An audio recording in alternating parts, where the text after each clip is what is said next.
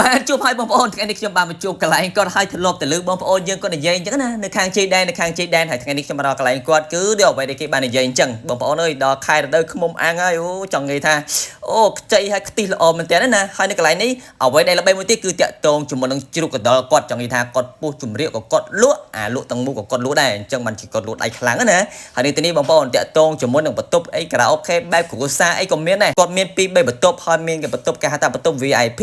បើសិនជាបងប្អូនយើងចង់ចូលមកអង្គុយញ៉ាំទីនេះក៏បានដែរគ្នា4 10នាក់អីអញ្ចឹងណាឬក៏ចង់បើកការប្រជុំនៅទីនេះក៏បានដែរហើយទីតាំងអត់ទៅណាឆ្ងាយទេទីតាំងគឺនៅក្នុងក្រុងប៉ោយប៉ែតជាងនឹងឯងគេហៅថានេះបន្លប់ស្បូវជ័យដែនបងប្អូនយើងជីតទៅហួសដើមស្រឲ្យត្រង់មកមុខរហូតមកគឺដល់តែឃើញហើយកន្លែងគាត់អត់បបារោគទេហើយម្យ៉ាងវិញទៀតតាក់ទងជាមួយនឹងការរៀបចំកន្លែងគាត់ដូចបងប្អូនបានឃើញស្រាប់អញ្ចឹងដោយព្រះ Amazon អញ្ចឹងពេលចូលទៅសិតតែដើមឈើត្រជាក់ស្រាប់តែម្ដងណាគឺត្រជាក់ស្រាប់គឺអត់ក្តៅកើតទេទោះថាខែក្តៅក៏ក្តៅមិនកើតដែរហើយតាក់ទងជាមួយនឹងមនុស្សមហោរបស់គាត់គឺមានច្រើនខ្ញុំសាកសួរគាត់ណាចូល200មុខជាងបងប្អូនយើង200មុខជាងចង់បានអ្វីក៏មានដែរបងប្អូនយើងចង់ញ៉ាំជូកកណ្ដុរអូខេអាចកំងបានមករសជាតិ2រសជាតិតាមបងប្អូនយើងកំងទៅចង់ញ៉ាំតុងអាំងរឿងតុងឆាក្តៅបងប្អូនចំនួន200មុខជាងគឺមិនមែនតិចទេបងប្អូនយើងចង់មកហូបខ្មែរក៏មានដែរព្រោះឯនេះទីនេះមានពុកម៉ែបងប្អូនយើងគាត់លក្ខណៈគ្រួសារគាត់មកញ៉ាំអាហារពេលថ្ងៃពេលល្ងាចអញ្ចឹងណាបងប្អូនយើងអាចកំងគាត់បានមានទាំង2ម៉ុនដុតក្អមអ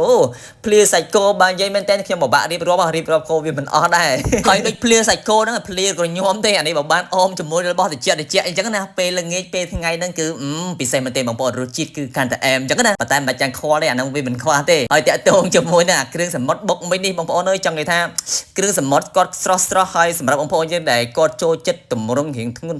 ់ដិតអញ្ចឹងណាអូនៅកន្លែងនេះគឺដឹងតែពិសេសតែម្ដងហើយតាក់ទងជាមួយនឹងស្លាប់មុនក្លុកគាត់នេះអានេះគឺជារូបមន្តប្រចាំហាងគាត់ហើយឥឡូវនេះកំពុងតែរៀបចំវិកខ្ចប់ចេញទៅមកឈុតទៀតហើយតាក់ទងជាមួយនឹងគេហៅថាជូកកណ្ដុរបងប្អូនអូអែមែនតើហើយអ្វីដែលខ្ញុំចូលចិត្តជាងគេនេះបងប្អូនអើយតាក់ទងជាមួយនឹងខ្មុំអាំងនិយាយមែនតើអាខ្មុំអាំងនេះវាមិនមែនមានគ្រប់រដូវទេវាមានតាមរដូវដែរអញ្ចឹងណាហើយតម្លៃគឺពិសេសមែនតើហើយបើយើងកន្លែងមកមើលជូកកណ្ដុរបងប្អូនអើយក្រដកចេញពីឡមកណាឡើងស្រួយខ្ញោកតែម្ដងពោះទៅឡព្រឹបអានេះចង់និយាយថាតូចប៉ុណ្ណេះគឺពេញឆ្ងាញ់តែម្ដងស្បែកស្រួយ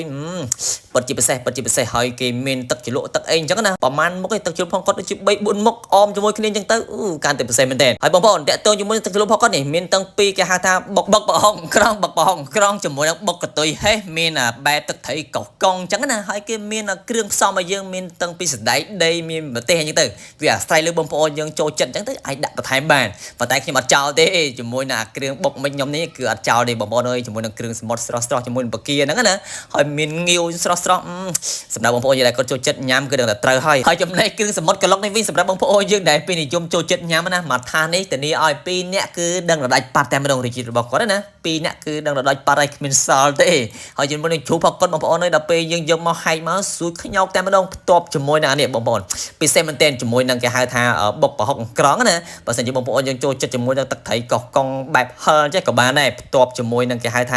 ាអានេះគេហៅថាបាញ់ហុយបងប្អូនបាញ់ហុយផ្ទាប់ជាមួយនឹងបន្លែបន្តិចបន្តួចមកដាក់ទៅជាមួយនឹងទឹកត្រីដែលបងប្អូនយើងចូលចិត្តដាក់ទៅ